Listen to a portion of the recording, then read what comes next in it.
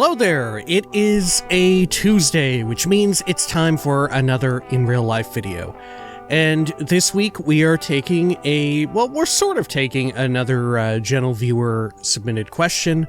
Regardless, their username should be somewhere around the bottom third of the screen, right about now.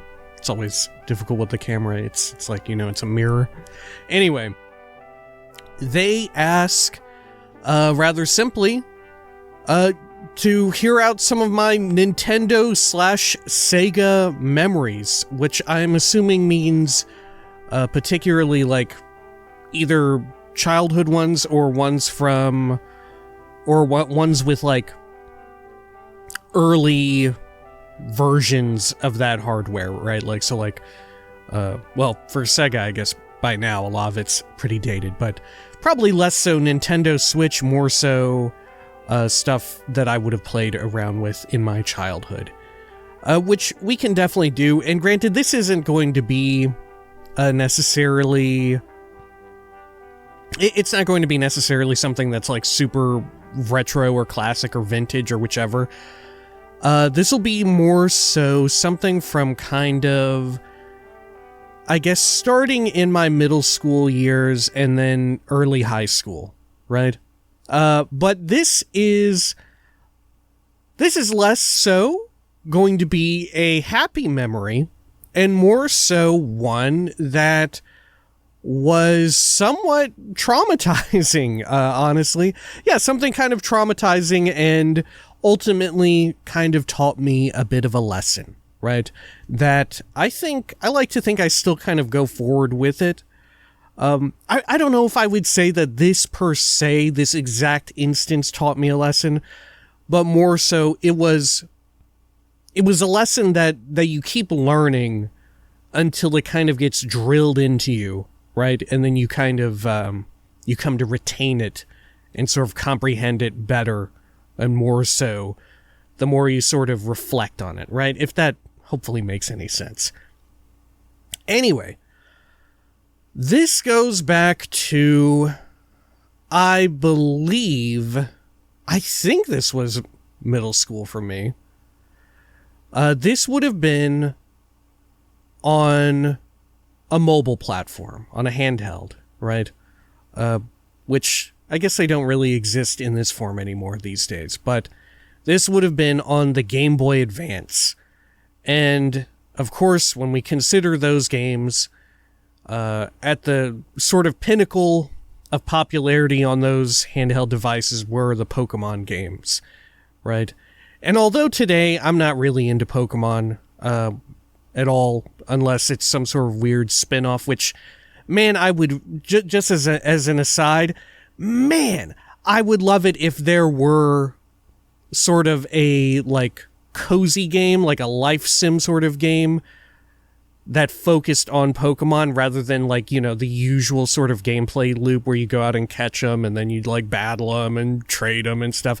I don't know, that's gotten so boring and trite for me. Like, I know that there's folks who are still into it. We've talked about this a bit in the past, and people do, like, the weird little challenges and stuff, and that seems enjoyable for them and whatnot, trying to do speed runs. But for myself, at least, it has gotten fairly stale. But what I would love is something akin to, like, I don't know, like The Sims, or something like a Dollhouse game, or something akin to like Stardew Valley, like a farming life sim where you live in a smaller town, right? You could live in, like, Pallet Town or whatever, right? And then you could have Pokemon and stuff, and you could sort of, like, do activities around the town, right? You could help found the town in a sense, right? I went less focus on the battling because, like I said, it just doesn't really interest me that much. But instead, you could have it to where, their types still come into play. Like, you need a Pokemon that can use water because you need to water plants, or you need to push a windmill or whatever, or one with electric because you need to, I don't know, turn on a light during a power outage event or something like that, right? That's what I would love. I would really love if we sort of, like, built into the sort of, like, I don't know, the cozy friendship vibe of it, right?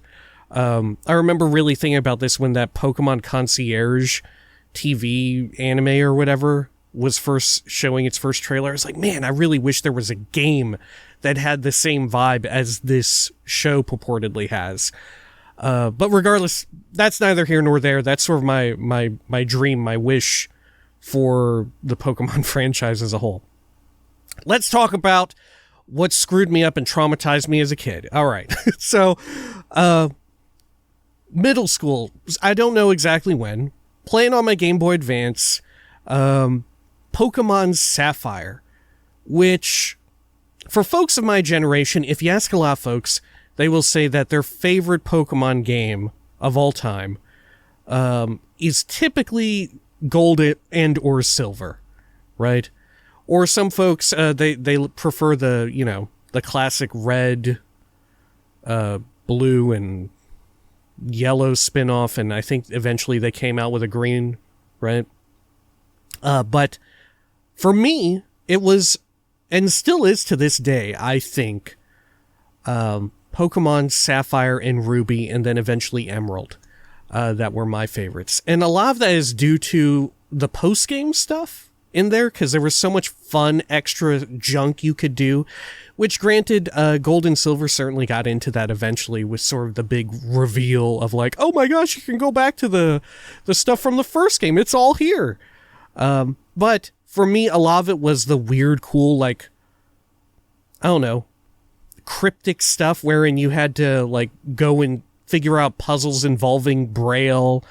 There were the Reggie Pokemon and stuff. You had to catch specific Pokemon and bring them to a specific place. The weird, like, rockfish.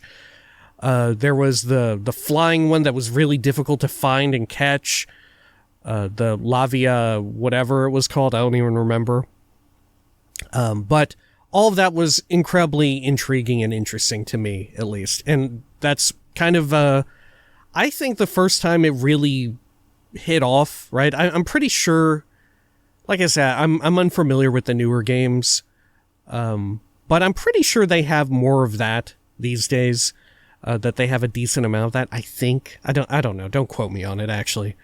But regardless, in Pokemon Sapphire, I ended up playing the crap out of it. Lord knows how many AA batteries I went through on that Game Boy Advance playing just Pokemon Sapphire.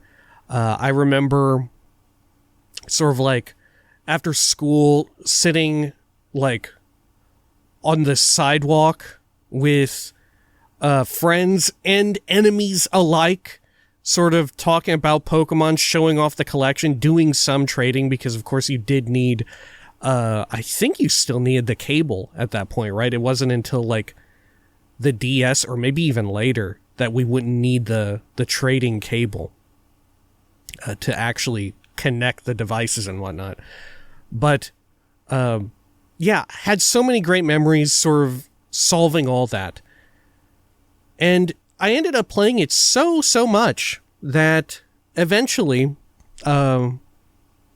folks who really know about these, the cartridges, right? You'll probably get what I'm coming up to. The cartridges that they come with, at least for the Game Boy Advance, and I assume, like, for the regular Game Boy and Game Boy Color, it's like this as well.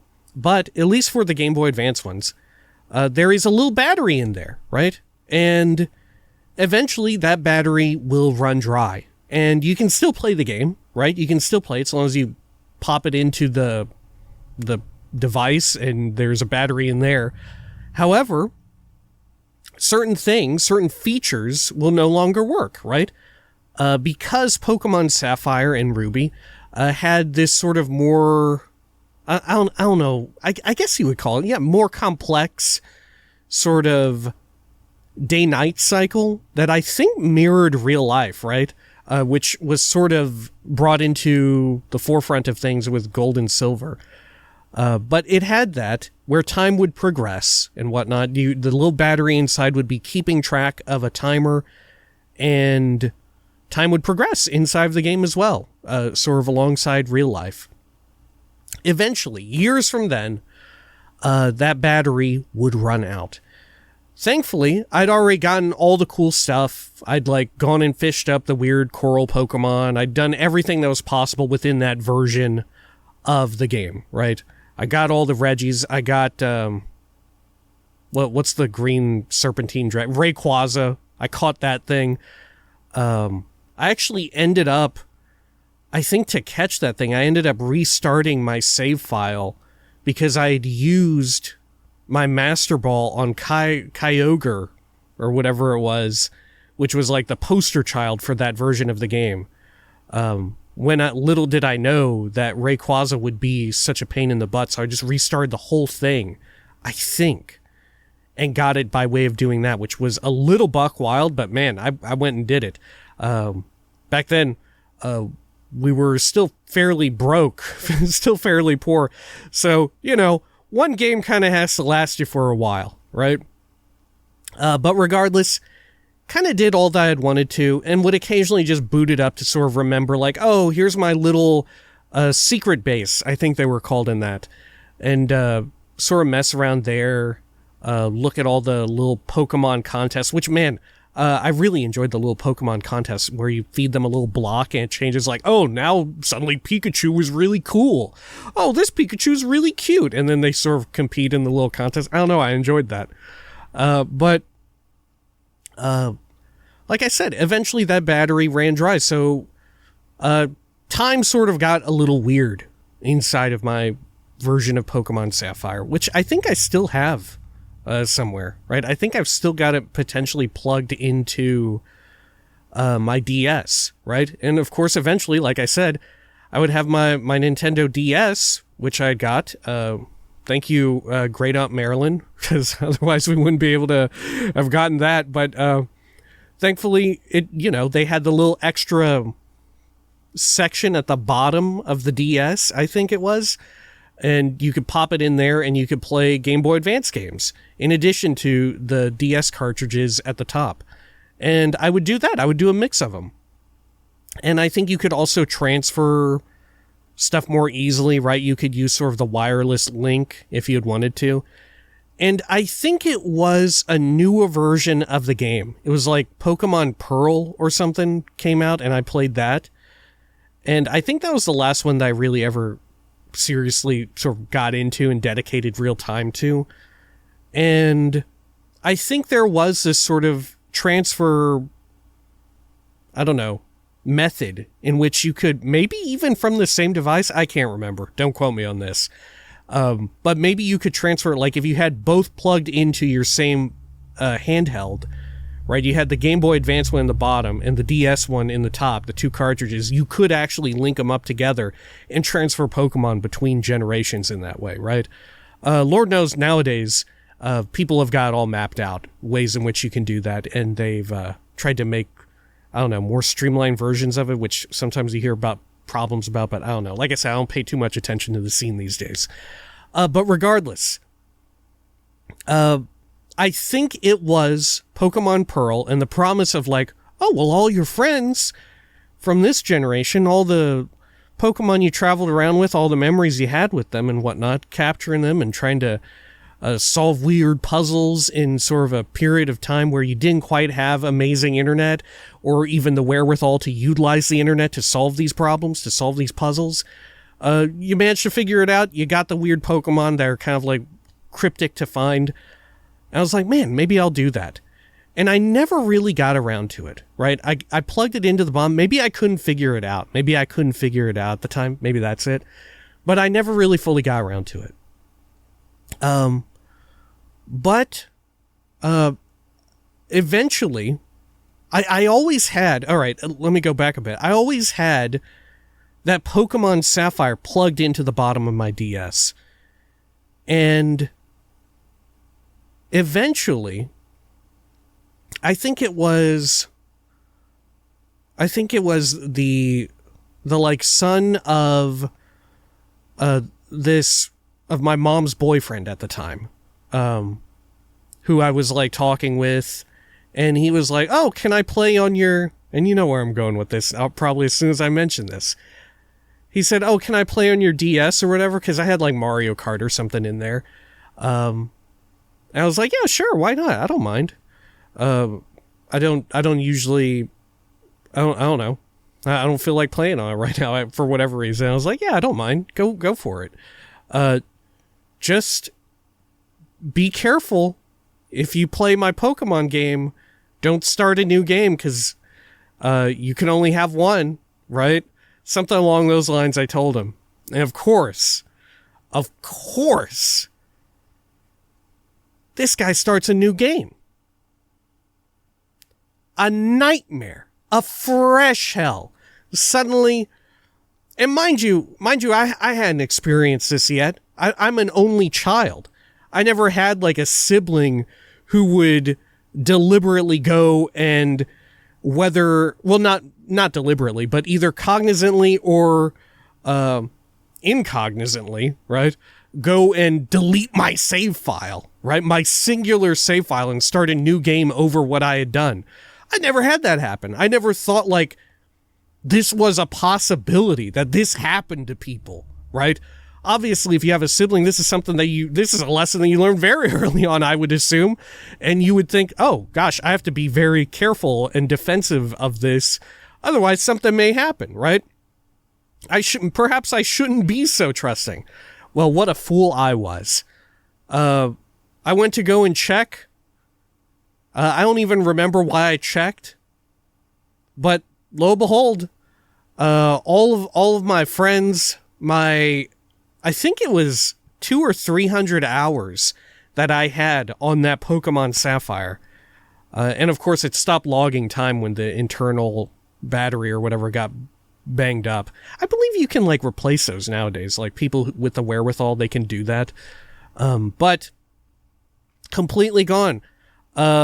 Brand new character with some stupid godforsaken name.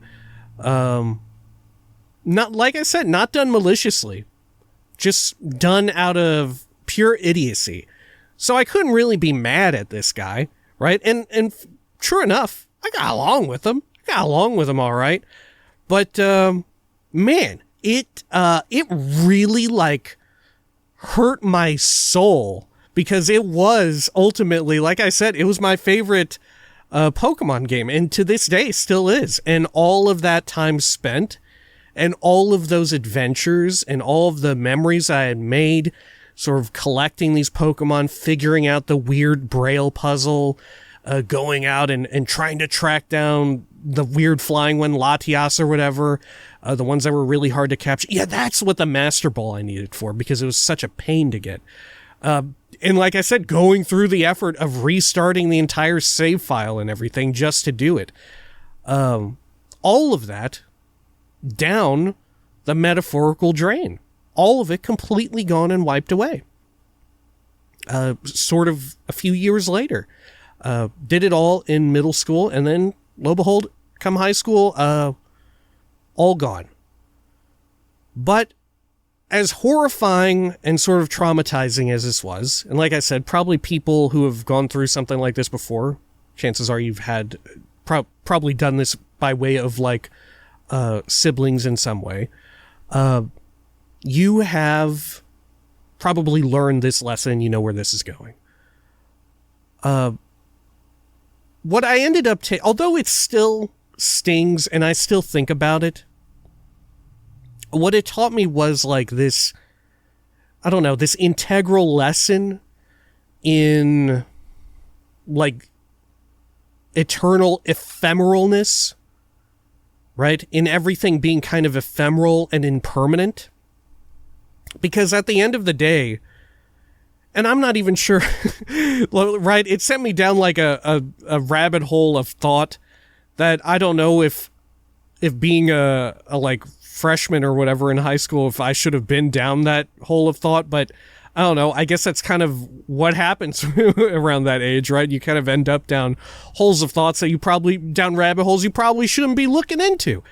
But regardless, circumstances panned out to where I was thinking about sort of that degree of impermanence and sort of extrapolating that out to other things, to other games, to other sort of like relationships, and to like life in general.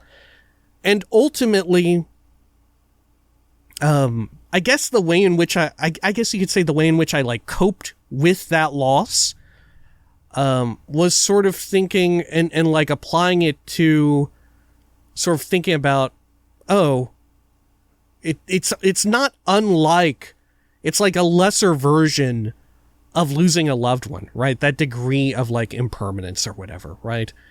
Sort of thinking about the way in which you can healthily recontextualize it.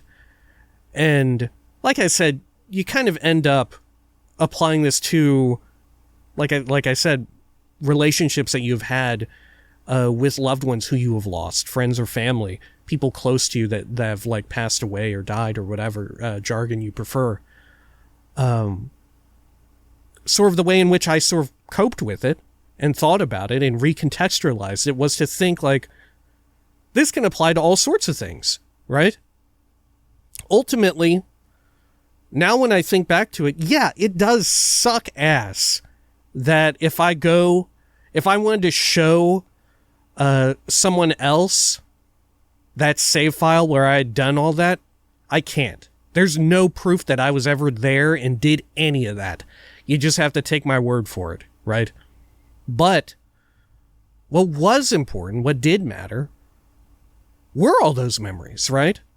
All those experiences and stuff, going out, like I said, trying to solve the ridiculous Braille puzzle, having to get the little, like, whalemer, evolve it into a whale lord, get the stupid rockfish, the relicanth, I think it was, combine them together, bring them to a specific spot, figuring out the Braille puzzles with the Reggie Ice, Reggie Steel, Reggie Rock, going out and getting the Latios or Latios, having to do the ridiculous biking puzzle to reach Rayquaza and capture that bastard. Sure, the proof of it's all gone. It's all wiped away. But all of the memories are still here, right? All of the joy that I experienced from it, all the good times, remembering, like I said, sitting on the bus, sitting on the sidewalk on like really hot summer days with friends and other kids I didn't like at all, sort of talking about and showing off the Pokemon and stuff. All of that happened. All that still happened, and I still enjoyed it. And I don't know, we kind of build up from stuff like that. And at the end of the day, it ended up kind of recontextualizing just how I think about sort of games and the impermanence of them, and sort of, I don't know, things like achievements in games, right? I'm not a particularly big achievement hunter in video games whatsoever. I love to, right? Within me exists, and I'm assuming within a lot of folks, especially folks who would watch a channel that does playthroughs of the games that I do, sort of, I love to go and do every quest that I can possibly do, right? That I can possibly muster within one playthrough. I love to see all of it, or go to as many areas as I can possibly find on my own, right? And like I said, I'm sure a lot of folks watching echo those sentiments. However, unlocking the achievement doesn't really matter, right? The achievement only serves as a means to an end, right? If the achievement in the game that, or whatever, it's like, oh, do this weird kooky thing to unlock the achievement. Now that's fun. But going out and seeing the various areas, doing whatever quests that you can dig up or whatever, I was going to do that anyway. I wanted to do that anyway. That was part of the fun. Thus, I sort of, like I said, I sort of extrapolate that lesson outward, and I end up not really caring too much about things like achievements. I don't mind so much. Sure, it's fun to have a bunch unlocked, but it's not really integral to the joy of it, to the idea of making those memories, of having fun with it, you know, of going on an adventure in the game or whatever, of going and seeing weird stuff, having emerging gameplay kick off in a weird, unique feeling kind of way. Right? That stuff isn't integral to it. The achievement isn't integral to that experience. Right? And like I said, it sucks to think about the loss of it, but the lesson was far more valuable, I think. Right? And sort of the way in which, like I said, you can sort of draw out that lesson and apply it to a whole bunch of things, right? And it's a lesson that, you can learn in other ways. It's something that, as a kid, you end up kind of coming into contact with at some point or another, sort of losing a loved one. But also, I don't know, sort of as a kid, at least for speaking for myself, I couldn't quite draw out the lesson from losing a loved one and apply it to other things in my life, or apply it to other, I don't know, other sort of, or just games in general, I guess, for as corny as that sounds. But yeah, I think that's it. I think that was my big takeaway, is that it doesn't really matter, right? I remember seeing a stupid little image or whatever of, I forgot what this person was sort of mulling over. I think it was like some kind of weird update in a game or whatever that changed a whole lot of stuff.